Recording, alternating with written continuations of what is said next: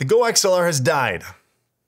Again. This is the second time this has happened. TC Helicon has laid off the entire Go XLR team. We kind of saw this coming with that new and exciting hire quitting, saying it wasn't a creative environment, that the higher ups didn't care about the project, but it's official. It was posted in their Discord. The team is gone. Your Go XLR will eventually stop working.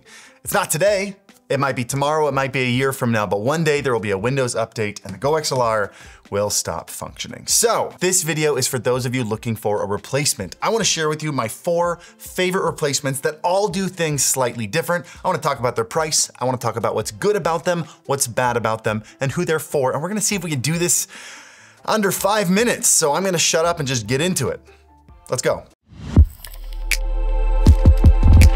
Hey, real quick, exciting news for you streamers that are looking for a really cool and simple aesthetic. No more crazy overlays, but instead really clean widgets on your stream. I've been working real close with the OWN team, and they've recently shifted their entire priority from big, flashy overlays to simple widgets that do really cool things. The 2 I'm using on my stream right now are the multi-chat overlay, which allows you to have a combined chat on your stream. I use it to put YouTube and Twitch on my stream, and I use their really clean music widget, which looks really, really nice. That way, as I'm playing stream beats on my stream, everyone watching can see what song is playing. Some other widgets they have available right now are some really cool stylized goal bars, as well as some really clean event lists, and some more coming in the next couple weeks that I'll be excited to tell you about. All of these are accessible by signing up for owned.pro, and some of them are even free for everyone. So go to the link in the description below, check them out, and start adding them to your stream today. Let's get started. Let's get rid of the Go XLR.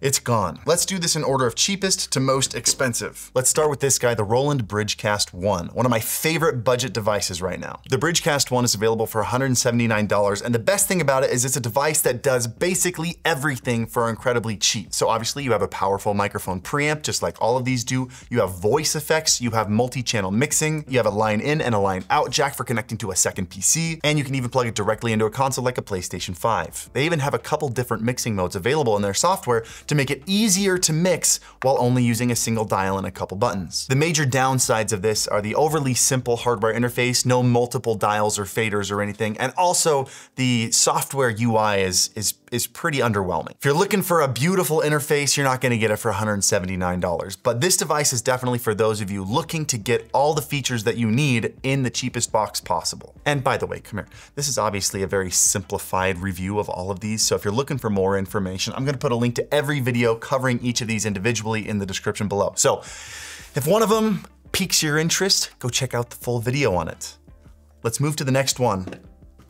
The Beacon Studio. Now the Beacon Studio is $259 and it does a couple things that none of the other ones do. My personal favorite thing about Beacon is they make pro level plugins, things like incredible EQ, compression, expander, noise reduction, all the things are incredibly powerful and super easy to use. No one else does that quite like Beacon. And they're processed on the device itself, so whatever you set inside the software, you get to hear in your headphones. Another totally unique feature of the Beacon Studio is their implementation of the dual USB, which not only allows you to connect to multiple PCs, but gives you multiple inputs and outputs over USB from each. This is the only device that lets you send 4 separate audio tracks to and from your streaming PC, as well as all the tracks from the gaming PC. So that's really cool. The biggest downside of this is obviously the hardware controls. There's only a single dial and that's for the headphone volume. If you wanna be able to control multiple tracks at your fingertips, you're gonna need to pick up either their Mix or their Mix Create, adding an extra $150 to $200 to the total price, which ends up putting this as the second most expensive, almost tying the most expensive one. So let's jump to the Elgato Stream Deck Plus with the XLR dock built into the back of this. Beacon and Elgato is actually the combo of devices I use at my streaming setup right now. I use this for my XLR mic as well as the Wavelink software for my mixing software just because of the simplicity, and I like using the Stream Deck Plus. And then I use the Beacon mic as my dynamic mic when I'm gaming, mostly for the plugins. The expander on that thing is the greatest noise gate you'll ever use. But the advantages to going with the Stream Deck Plus, this is dirty. Do I have the time to clean it? Are we hitting time okay? Anyway, the reason someone would go with the Stream Deck Plus with the XLR dock is for the obvious reason that you're not just getting an audio interface like you're getting with the rest of these, you're getting an entire Stream Deck. You can't just control your audio with this, you can also control OBS. You can control Discord, you can control your lights, your cameras, you can control everything with this. So it's an all-in-one device. that you can also plug a microphone into and control it with. And with their latest Wavelink 2.0 and a bunch of features that were missing, this thing's become way more robust. And their voice focus software is fantastic. It's like NVIDIA Voice, but it sounds better and you don't need an NVIDIA graphics card to process it. The two major downsides of using this device is one, none of the processing is done on the device itself. So if you add a voice changer via a Stream Deck app or something like that, you don't actually hear the effects happening in your ears while they happen. They're processed on your computer. And number two, because the I/O is so simple with just a single headphone jack, USB, and XLR input, it's a little bit harder to do a 2 PC setup. You don't have all the additional routing for it. You have to use the line in and the line out on your motherboard, and it can just get a little bit more difficult to control something like that. It's possible,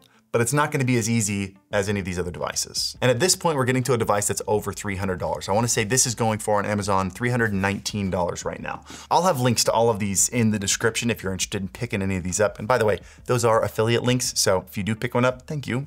It supports the channel. And like I said before, I will also have links to each of these individual videos if you wanna learn more about them. Let's get to the last one, the Rodecaster Duo. This is not the Rodecaster Duo, this is the Rodecaster Pro. I don't have a Rodecaster Duo, so this is the closest I have. The Rodecaster Duo is insane. It is the cream of the crop. It does literally everything, but it's also overkill for most people. For example, you can plug 2 microphones into it if you need. It's got 4, this has 6, it's the Pro, but it's got 4 faders built into it. It's got 2 headphone jacks. It's got outputs to monitors if you need them. It's got these soft buttons on the side that you can completely program to either play sound bites or change your voice. It has onboard recording capabilities with a micro SD card slot in the back, and it has 2 USBs for plugging into a 2 PC system.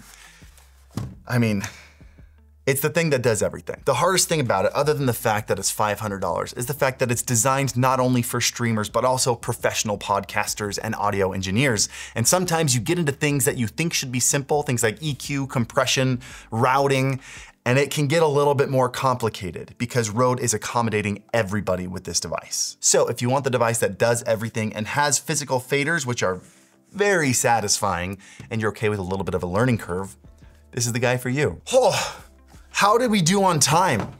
Were we close? Are we under 5 minutes? That was the dream. I'm gonna be live streaming here on YouTube and on Twitch tomorrow. So if you have any questions about these that I missed or that I missed in the full-length videos, pop in. Let's talk about it. But I hope this helped. I hope it made the death of this beautiful device, the Go XLR that we've loved for so long, just a little bit easier, that you're not mourning quite as hard. And I'll see you in the next one. Happy streaming, guys. Peace.